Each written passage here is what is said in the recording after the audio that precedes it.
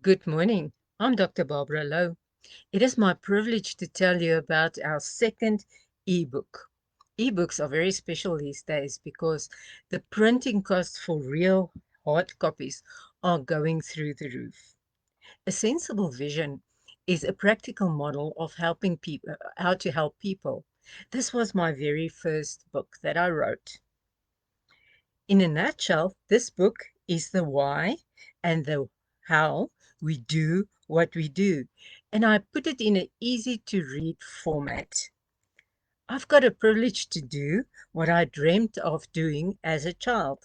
As a child, I wasn't the kind of girl that brought little puppies or kittens home. I brought people who needed help home.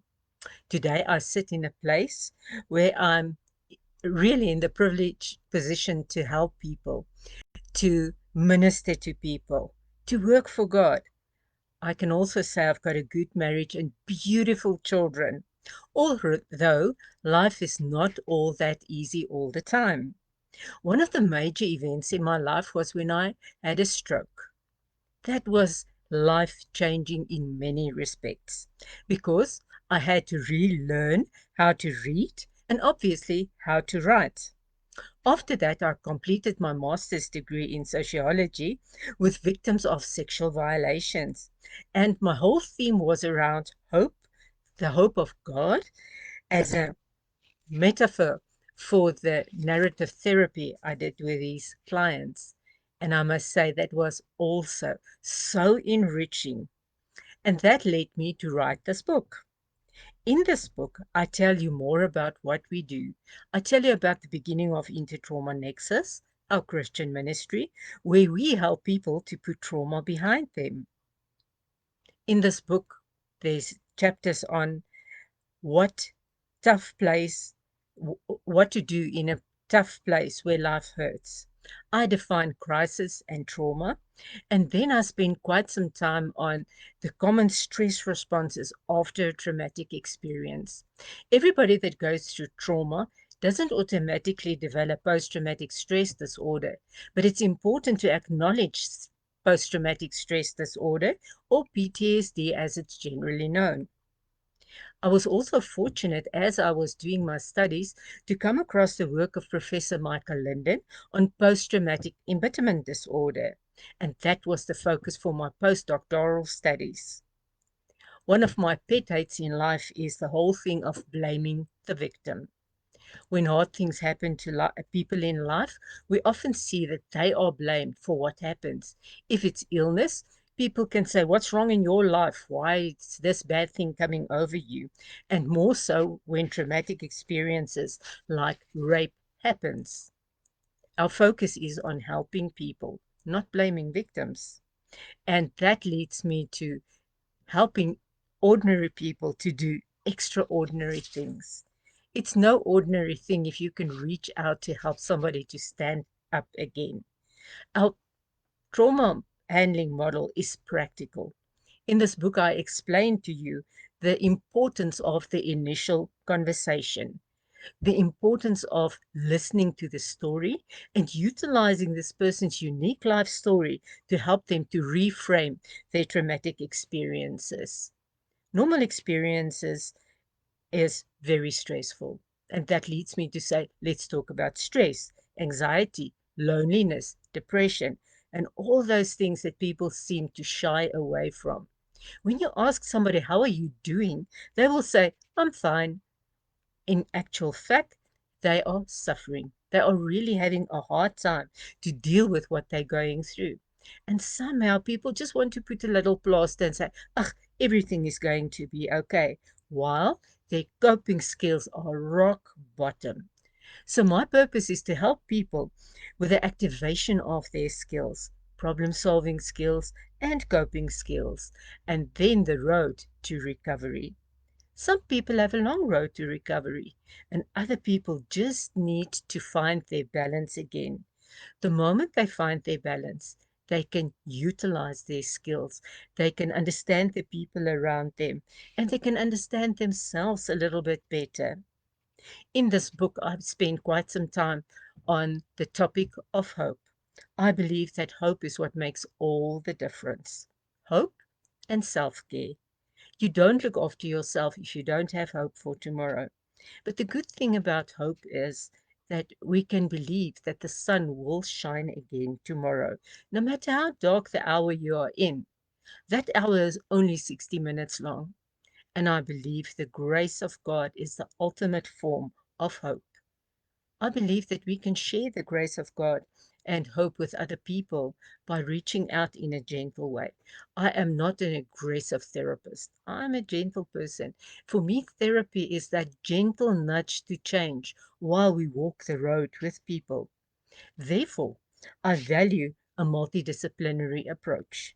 Multidisciplinary approach means that everybody in our community plays a role in the wellness of our community. Wellness in our community is not just focused on what the politicians does or what the crime does. It's more about helping each other to remember the sun will shine again tomorrow.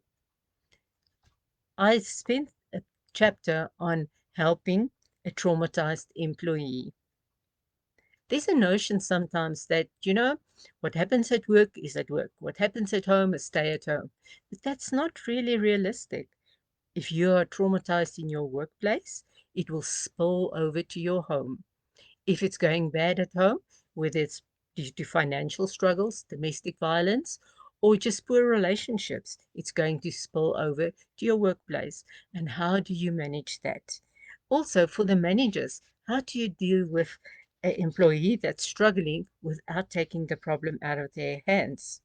This chapter led to another book, Trauma Relief Facilitation, but I will tell you more about that book as soon as we publish it on the e-platforms.